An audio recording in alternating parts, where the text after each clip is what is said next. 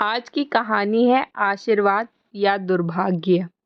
गांव में एक बहुत समझदार बूढ़ा रहता था। वह बहुत गरीब था। उसके पास एक सुंदर सफेद घोड़ा था, जिसकी वजह से राजा के लोग भी उससे ईर्ष्या करते थे, क्योंकि वह गरीब था। उसके पास ऐसी अच्छी नस्ल का घोड़ा नहीं होना चाहिए था, ऐसा वो लोग मानते थे। उसे उस सफेद घोड़े को बेचने के लिए राजा के तरफ से कई बार अच्छी कीमत की पेशकश की गई थी, लेकिन बूढ़ा आदमी यह कहते हुए मना कर देता था, यह मेरे लिए सिर्फ घोड़ा नहीं है, यह मेरा अच्छा दोस्त है। क्या आप किसी कीमत के लिए दोस्त को बेच सकते हैं? नहीं, यह मेरे लिए संभव नहीं है। एक दिन सुबह जब वह खलिहान घर में गया तो उसने देखा कि घोड़ा वहां नहीं है। ये खबर गांव में जल्दी फैल गई और पूरा गांव उसके घर पर जमा हो गया। गांव वालों ने कहा, तुम मूर्ख बूढ़े हो। हर कोई उस घोड़े को पाना चाहता था। सभी जानते थे कि किसी दिन ये घोड़ा चोरी हो जाएगा। तुम उस घोड़े को अच्छी कीमत पर बेच सकते थे, फिर भी तुमने उसे अपने पास रखा।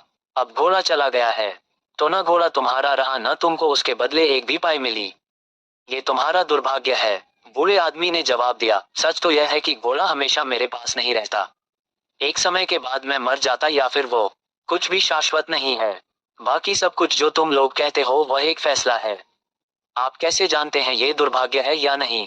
लोगों ने दो टूक सा जवाब दिया, हमें मूर्ख मत बनाओ। तुम्हारा सफेद घोड़ा चला गया है, यह आपका दुर्भाग्य है। गांव के लोग उस पर हंसे और चले गए। उन्होंने कहा कि वह पागल है। वह उस घोड़े को बेच सकता था और गरीबी में जीने की बजाय एक बेहतर जीवन जी सकता था। कुछ दिनों के बाद सफेद घोड़ा जंगल से वापस आया। उसके साथ कुछ और जंगली घोड़े भी आए। गांव के लोग फिर उसके घर पर इकट्ठा हो गए और बोले, आप सही थे, ये दुर्भाग्य नहीं बल्कि आशीर्वाद है। अब आपके पास और भी सुंदर घोड़े हैं। आप उन्हें प्रशिक्षित ट्रेन कर सकते हैं और बेच सकते हैं। बूढ़े ने उत्तर दिया, फिर से आप लोग बहुत दूर की सोच रहे हो। बस आप ये कहें कि घोड़ा वापस आ गया है और अधिक घोड़ों का होना एक आशीर्वाद है। ये केवल एक सुख है, एक दिन ये भी गुजर जाएगा। इस बार गांव के लोग चुप रहे। बूढ़े आदमी के इकलौते बेटे ने घोड़ों को प्रशिक्षित करना शुरू कर दिया। कुछ दिनों के बाद उन जंगली घोड़ों को प्रशिक्षण देने के दौरान बूढ़े का बेटा घोड़े से गिर गया और उसके पैर टूट गया। इस बात को सुनकर गांव के लोग इकट्ठे हो गए और बोले, आप ठीक कह रहे थे, अधिक घोड़े होना कोई आशीर्वाद नहीं है। अब तुम्हारा बेटा इससे घायल हुआ है। इस बुढ़ापे में अपने अपाहिज बेटे का क्या करोगे?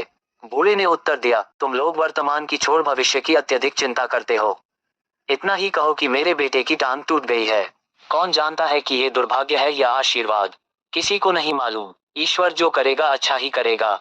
एक महीने बाद युद्ध के कारण गांव के सभी युवाओं को सेना में भर्ती होने के लिए मजबूर होना पड़ा। इसीलिए युवाओं के माता पिता और गांव के सभी लोग रो रहे थे। गांव के लोग बूढ़े आदमी के पास आए और कहा, हमारे बेटे हमेशा के लिए चले गए। आपके बेटे को चोट लगना वरदान साबित हुई है। कम से कम वह जिंदा है और आपके साथ रह रहा है। बूढ़े ने उत्तर दिया, कोई नहीं जानता। इतना ही कहो, हमारे बेटे को सेना में भर्ती होने के लिए मजबूर किया गया और आपके बेटे को मजबूर नहीं किया गया। लेकिन कोई नहीं जानता यह आशीर्वाद है या दुर्भाग्य है। ये केवल भगवान जानता है। हमें किसी भी स्थिति का न्याय केवल उसी से नहीं करना चाहिए जो हम देखते हैं। हम कभी यह नहीं जानते कि आगे क्या होने वाला है।